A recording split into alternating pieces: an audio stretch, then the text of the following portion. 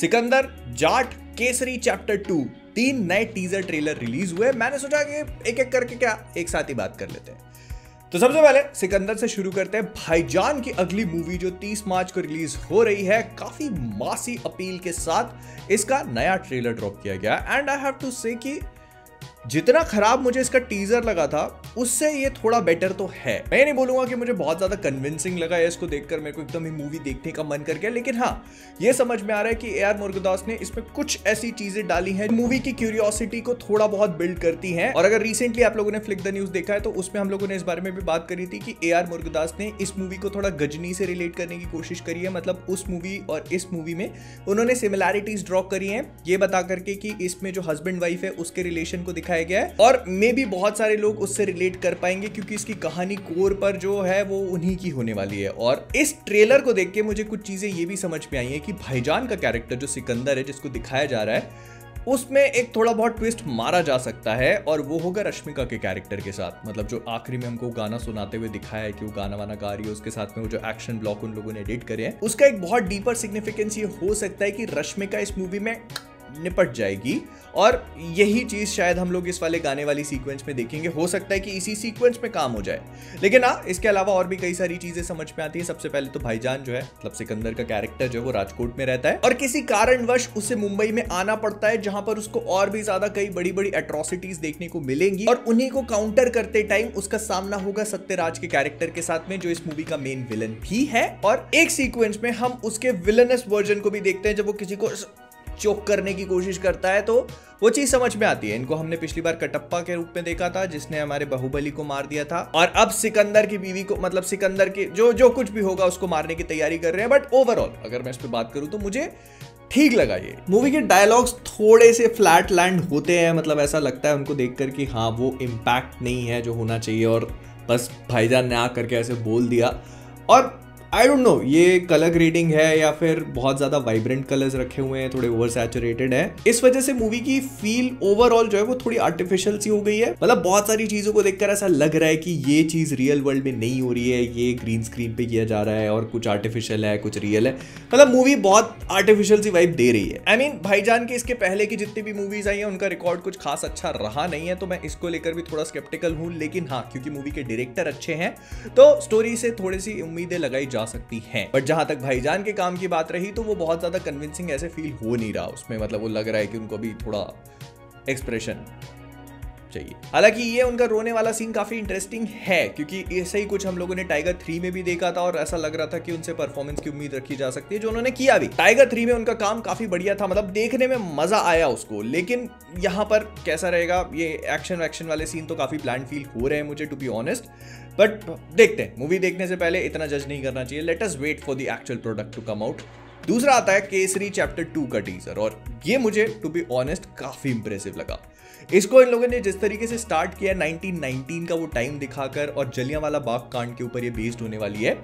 इसमें इन्होंने बहुत ही इंटरेस्टिंगली कोई भी विजुअल को इंक्लूड नहीं किया, लेकिन हम सुनकर ही सारी चीजों का अंदाजा लगा सकते हैं कि एक्चुअली हो क्या रहा है। वो कुएं में मत कूदना, कुएं में कूदना, फिर कुएं में कूदने के बाद वो पानी की आवाज, you can actually imagine everything that is happening in the frame. और ये चीज इस पूरे टीजर का जो मूड सेट करती है वो बहुत इंटरेस्टिंग है। अब ये मूवी जो है ये इसी इंसिडेंट को इंक्लूड करते हुए अपना खुद का एक नैरेटिव सेट करेगी। मतलब इसमें हमको सी शंकरन नायर की बायोपिक के फॉर्म में कहानी अनफोल्ड होते हुए देखने को मिलेगी। ये एक ऐसे लॉयर थे जो ब्रिटिश इंडिया के टाइम पर सबसे हाईएस्ट पोस्ट पर अगर कोई इंडियन अपॉइंट हो सकता था तो ही वाज देयर। ये वॉइसरॉय के काउंसिल के मेंबर थे, और उसके बाद जो मद्रास की लेजिस्लेटिव असेंबली थी उसके मेंबर भी थे। एंड ये पूरा इंसिडेंट जब हुआ था तो इसको ब्रिटिशर्स ने बहुत बुरी तरीके से दबा दिया था। मतलब कहीं पर भी इसको लेकर कोई खबर नहीं छापने दी। उसके बाद कर्फ्यू लगा दिया गया और भी बहुत सारी चीजें। बट एक्चुअली एक ब्रिटिशर ने इस चीज को पब्लिश कर दिया जिससे पूरी दुनिया को इसके बारे में पता चला। एंड इसके पता चलने के कुछ ही टाइम बाद नायर साहब ने रिजाइन कर दिया। हालांकि उनको जवाहरलाल नेहरू, महात्मा गांधी, इन सब लोगों ने काफी कन्विंस करने की कोशिश करी, बट नहीं। और इनके रेजिग्नेशन से एक कमेटी बैठी जिसने इस पूरे जलियांवाला बाग के मैसाकर को इन्वेस्टिगेट करने की कोशिश करी। फिर इन्होंने इन्होंने अपना खुद का एक केस फाइल किया जिसको खुद ही ने लड़ा।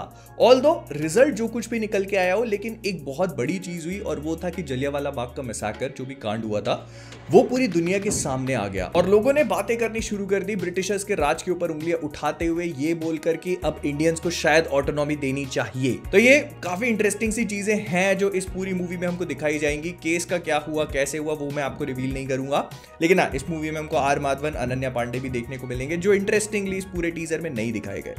वो कुछ चीज होती है ना, आपको ऐसा लगता है देखकर कि लेस इज मोर, तो ये वाला टीजर उसी फंडे पे खेलता है। मतलब आपको बहुत सारी चीजों के तो विजुअल्स भी नहीं दिखाए गए हैं सो दैट आपके अंदर से वो इमोशन निकल के आए, एंड आई फेल्ट कि इट वाज वेरी इंटरेस्टिंग। तो ये मूवी आ रही है 18 अप्रैल को और इसके लिए मैं थोड़ा एक्साइटेड हूं। लेकिन उससे पहले 10 अप्रैल को रिलीज होगी हमारे सनी पाजी की मूवी जाट, जिसका ट्रेलर रिलीज कर दिया गया and it is actually very interesting to be honest. जब इसका पोस्टर दिखाया गया था जिसमें सनी पाजी इतना बड़ा पंखा पकड़ के खड़े हुए हैं, उसको लेकर मुझे लग रहा था कि ये बहुत बहुत फनी चीज होने वाली है and I can not wait for this to happen. लेकिन इसको देखने के बाद मुझे लगता है कि इन्होंने एक्चुअली वर्क किया है। जैसे सबसे पहले इस पूरे टीजर ट्रेलर में इन्होंने रणदीप हुड्डा के कैरेक्टर का एक पूरा माहौल सेट किया। वो होता है ना कि विलन का एक अच्छा खासा दबदबा है और फिर वो आकर के लोगों को मार पीट कर रहा है, काफी ज्यादा ब्रूटल है, पुलिस आर्मी वार्मी कोई उसके सामने टिक नहीं सकती। देन एंटर सनी पाजी जो कि एक जाट है। नाउ अगर मैं ऑनेस्टली बताऊं तो पिछले कुछ टाइम में हमने इतनी सारी ऐसी मूवीज देख ली हैं कि इसके 2-3 शॉट्स को देखकर मुझे लग रहा था कि अच्छा ये वो मूवी का हो सकता है, ये इस मूवी का हो सकता है, ये इसमें मतलब काफी हद तक रिजेंबलेंसेस अनकैनी है और आपको समझ में आने लगता है कि क्या करने की कोशिश कर रहे हैं। मूवी की कलर टोन जो है वो ऑरेंज और टील की तरफ इंक्लाइन करती है जो कि मूवी को देखने में थोड़ा सा प्लीजिंग बना रही है और इसी वजह से आपको सिनेमैटिकली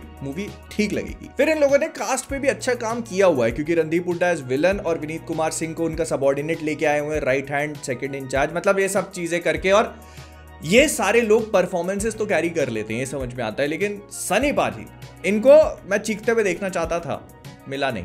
आगे अगले ट्रेलर में उम्मीद करता हूँ आएगा भी, ट्रेलर ड्रॉप होगा कुछ दिनों में। 10 अप्रैल मूवी की रिलीज डेट है तो एक्सपेक्ट करना कि 3-4 तारीख तक हमको ट्रेलर भी देखने को मिल जाए। बट यार एक्शन को लेकर एक चीज और भी मैंने नोटिस करी कि इसमें प्रॉप्स का काफी हेवी इस्तेमाल किया हुआ है। जैसे सनी पाजी ज्यादातर जब किसी को मार रहे हैं तो उनके हाथ में कुछ ना कुछ है। गदर में हैंडपंप था तो यहाँ पर पंखा लेके आ गए हैं एंड इट लुक्स कूल।